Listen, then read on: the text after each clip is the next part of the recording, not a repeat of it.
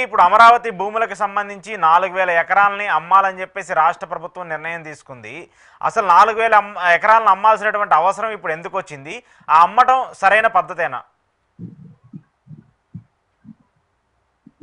అంటే ఈ నిర్ణయం ఇప్పుడే తీసుకోలేదు. గతంలో అధికారంలోకి వచ్చినప్పుడే కొంత భూమిని అప్పుడు ఇంకా 5,000 ఎకరాలు భూమిని అమ్మాలి.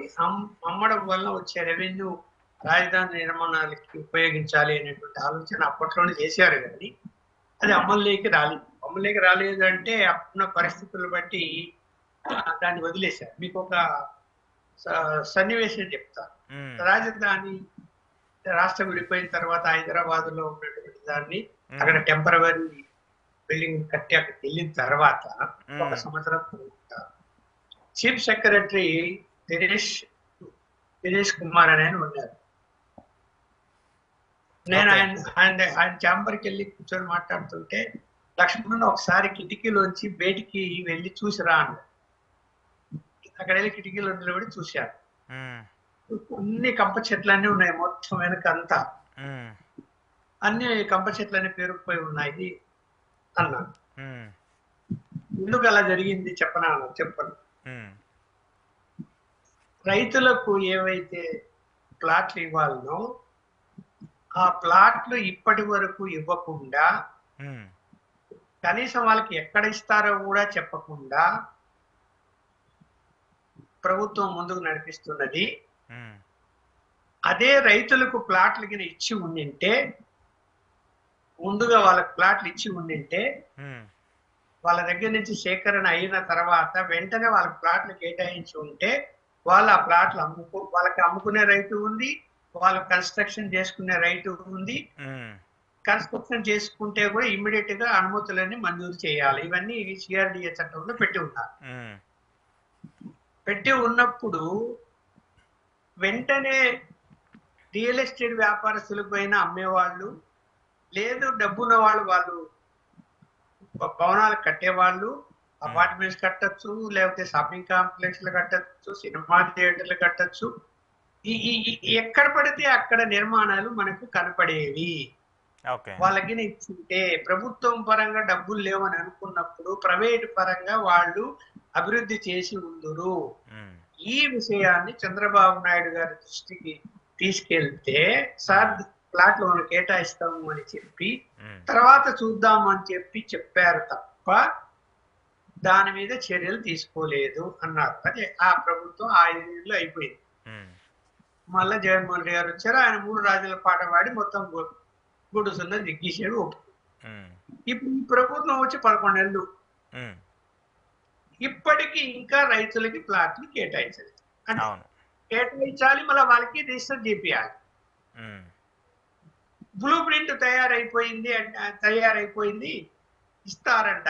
అంటే వాళ్ళకి ఎటువైపు ఇస్తారు, ఎక్కడ ఇస్తారు, అందరికి ఒక చోట ఇస్తారా, అక్కడక్కడ ఇస్తారా, దాన్ని ఇంటర్నల్ రోడ్లు ఏంది, రోడ్డు పక్కన ఇస్తారా, ఎక్కడ ఇస్తారు అన్నది ఒక బ్లూ ప్రింట్ అయితే తయారు చేశారట. కానీ దాన్ని బయటికి బహిరంగపరచడం లేదు. రైతులకి ఇప్పుడు కూడా కన్ఫ్యూజన్ లో ఉన్నారు, ఎక్కడ ఇస్తారో తెలియక. ఇక్కడ వాళ్ళకి త్వరగా ఇస్తే గనక అక్కడ ఖచ్చితంగా అభివృద్ధి మనకు కనిపిస్తుంది. వాళ్ళు ఊరుకోరు కదా. మనం భూమి 2 ఎకరాలు, ఎకరా, 5 ఎకరాలు, 10 ఎకరాలు ఇచ్చారు. సరే కౌలు డబ్బులు అంటే ఇస్తున్నారు. అప్పుడు ఇంత జగన్మోహన్ రెడ్డి కూడా కౌలు డబ్బులు కొంతకాలం ఇచ్చాడు, ఇస్తున్నారు, బాగానే ఉంది. భూమి ఇప్పుడు వాళ్ళకి ప్లాట్లు కేటాయిస్తే వాళ్ళు ఊరుకుంటారా? వాళ్ళు ఆల్రెడీ కొంతమంది మేము మాకు ప్లాట్ కేటాయిస్తే మీకు అమ్మేస్తాము అని చెప్పి అడ్వాన్సులు తీసుకొని అగ్రిమెంట్లు కూడా రాసుకొని ఉన్నారు. అవును, రియల్ ఎస్టేట్ వ్యాపారుల దగ్గర. వాళ్ళు వెంటనే స్టార్ట్ చేస్తారు కదా బిల్డింగ్లన్నీ. ఎందుకు ఆలస్యం చేస్తున్నారంటే దానికి సమాధానం లేదు ఇప్పటి వరకు కూడా ప్రభుత్వం. ఇది పక్కన పెట్టి ఇప్పుడు రైతులు ఇచ్చినటువంటి మీరు ప్రభుత్వ భూములా రైతు భూములు అన్నారు ఇందాక. 4,000 ఎకరాలు ఏ అమ్ముతారు? నాకున్న సమాచారం ప్రభుత్వ భూములు కాదు, రైతుల యొక్క భూములే. అవునా? మళ్ళీ రైతులనే మోసం చేస్తున్నారా? ఒక పాకెట్ ను తీసుకొని అక్కడ మనము వేలం వేసి అమ్మగలిగితే మీరన్నట్టు రెవెన్యూ వస్తుంది. ఆ రెవెన్యూ వచ్చిన దాని వల్ల రాష్ట్ర అంటే అమరావతి అభివృద్ధికి ఉపయోగించవచ్చు ఉమ్, అనేటువంటిది ప్రతిపాదన. ఉమ్, ఈ ప్రతిపాదనలో 4,000 ఎకరాల భూమిని వేలం వేసి అమ్మితే నిజంగా రెవెన్యూ వస్తుంది కాదనిలే. కాకపోతే రైతులకు ముందు ప్లాట్లు ఇచ్చి ఉమ్, వాళ్ళని సాటిస్ఫై చేసి రిజిస్టర్ చేసి తర్వాత మీరు అమ్మితే బాగుంటుందేమో కానీ ముందే ఆ నిర్ణయం తీసుకొని వాళ్ళకి ప్లాట్లు ఇవ్వకుండా ఎక్కడిస్తారో చెప్పకుండా మీరు గిన ఈ స్టెప్ వేస్తే గనక వాళ్ళు వ్యతిరేకించే అవకాశం ఉంటుంది. ఆల్రెడీ మా సంగతి వ్యతిరేకిస్తున్నారు కదా, తెలుసుకుందామా? వ్యతిరేకిస్తున్నారు కదా వాళ్ళు కొంచెం. ఆ. ఉమ్, తీవ్రంగా వ్యతిరేకిస్తారు. ఇప్పుడు మా భూములు మీరు అమ్మేసుకుంటున్నారేంటి, మా మా మా సంగతి ఏంటి? ఇప్పుడు ఉమ్, ఎందుకు ఇచ్చారు భూములు? ప్లాట్లు కేటాయిస్తే అక్కడ రాజధాని అభివృద్ధి చెందుతున్నది కాబట్టి వాటి విలువ పెరుగుతుంది. పెరిగితే మనకు అది ఉపయోగపడుతుంది ఆర్థికంగా. మన పిల్లల్ని చదివించుకోవచ్చు. మన పరిస్థితులు మెరుగుపరచడం మనం హైదరాబాద్ లో చూసాము. అవును. బంజారాహిల్స్‌లో పైన ఇప్పుడు ఎక్కువ వెళ్ళిపోయింది కోకాపేట.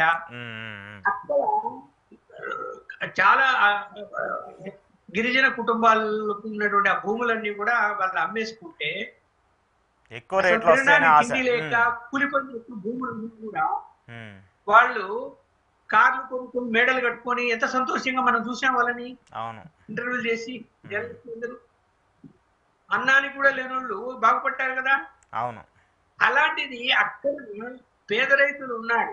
ఆ పేద రైతులు బాగుపడతారు అంటే మీరు ప్లాట్లు కేటాయించాలి, వాళ్ళకి అన్ని హక్కులు ఇవ్వాలి, ఉమ్, అలాగే వాళ్ళకి త్వరగా పర్మిషన్లు ఇవ్వాలి. ఇవన్నీ జరిగితే ఏమైపోతుంది అంటే ఒక శాంతపడతారు. మనం ఓకే. బాగుపడుతున్నాం, ఇదిగో ఈ ప్లాట్ వచ్చింది, దీని విలువ ఇంత, నేను బాగుపడ్డాను. అదే నా భూమి అంత ముందు ఎకరా 1,00,000 రూపాయలు కూడా చేసేది కాదు, ఉమ్, ఇవాళ ఒక ప్లాటే నాకు 50 లక్షలు వస్తుంది అని సంతోషించే వాళ్ళు సంతోషిస్తారు కదా. ఉమ్, అవన్నీ చెయ్యకుండా ఏదో భూములు అమ్ముతున్నాం అంటే గనక అది కరెక్ట్ అయితే కాదు. ఓకే. ఇప్పుడు పరిస్థితి రాష్ట్ర ఆర్థిక పరిస్థితి బాగలేదు. కేంద్రం కూడా ఏమి అప్పుల రూపంలో ఇప్పిస్తున్నది తప్ప కేంద్రం కూడా పూర్తి సహకారం ఏం లేదని అనుకున్నప్పుడు రాష్ట్ర ఆర్థిక మెరుగుపరచాలి, రాజధాని బాగుపడాలి. ఉమ్, ఒక మంచి రాజధానిగా అక్కడ అన్ని వసతులు ఉన్నటువంటి రాజధాని కావాలి అనుకున్నప్పుడు నిధులు కావాలి, తప్పదు, అమ్మాల్సిందే. అమ్మటం లేని తప్పే ఉంది. ఇప్పుడు సేకరించిన భూమిని రైతులకు న్యాయం చేసి మీరు అమ్ముతే తప్పులేదు. అవును. అమ్మండి. ఆ నిధులు రాజధానికి ఉపయోగించాలి, మళ్ళీ వేరే వాటికి ఉపయోగించకూడదు. ఉమ్.